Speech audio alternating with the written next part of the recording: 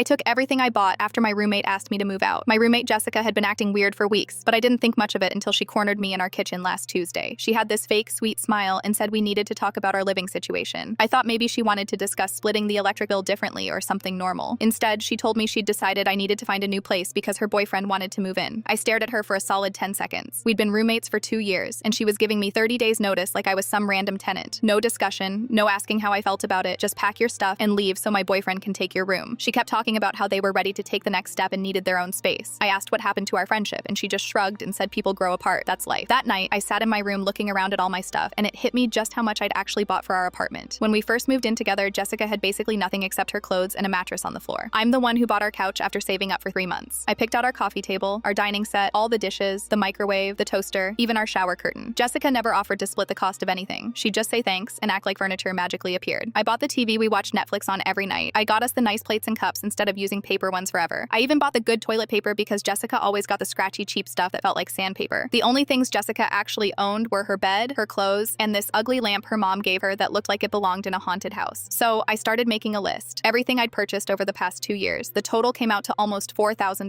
$4,000 of stuff that made our apartment actually livable. Jessica had been enjoying all of it without contributing a dime, and now she wanted to kick me out so her boyfriend could enjoy it too. That's when I decided to take everything that was actually mine. I called my brother Mike and asked if I could borrow his truck for moving day. I didn't tell Jessica what I was planning. I just started packing my stuff like normal, putting clothes in boxes and clearing out my bedroom. Moving day came, and Jessica left early to spend the weekend at her boyfriend's place. She said goodbye like nothing was wrong, told me to leave my keys on the counter when I was done. As soon as she left, Mike showed up with the truck and we got to work. First went my couch, the one Jessica sprawled on every night watching her reality shows. Then my coffee table where she always left her dirty dishes. We loaded up my dining table and chairs, the ones where we used to eat breakfast together before she decided I wasn't worth keeping around. Mike helped me wrap up my TV and carefully packed all my dishes and kitchen stuff. I even took the shower curtain because I'd bought it and I wasn't leaving it for her ungrateful boyfriend. The apartment looked completely different when we were done. Just Jessica's mattress on the floor in her room, that creepy lamp, and a whole lot of empty space. I left my keys on the bare counter next to a note that said, "Thanks for the memories, enjoy your new place." Jessica called me Sunday night absolutely screaming. Apparently she'd brought her boyfriend over to show him his new home and found a completely empty apartment. No furniture, no TV, no dishes, not even a coffee mug. She was crying about how I'd ruined everything and asking how she was supposed to live like that. I reminded her that everything I took was stuff I'd paid for, and she was welcome to replace it with her own money. She begged me to bring back at least the couch and TV, saying she'd pay me back. I told her she'd had 2 years to offer to pay for half of anything, and she never did. Now it was too late. Her boyfriend ended up backing out of moving in when he saw the empty apartment. Turns out he thought he was getting a fully furnished place, not 4 walls and a haunted lamp. Jessica had to move back in with her parents because she couldn't afford to buy furniture and pay rent at the same time. Meanwhile, my new apartment looks amazing with all my stuff, and I've got a roommate who actually appreciates what I bring to the table. She even offered to split the cost of a new area rug on her first day.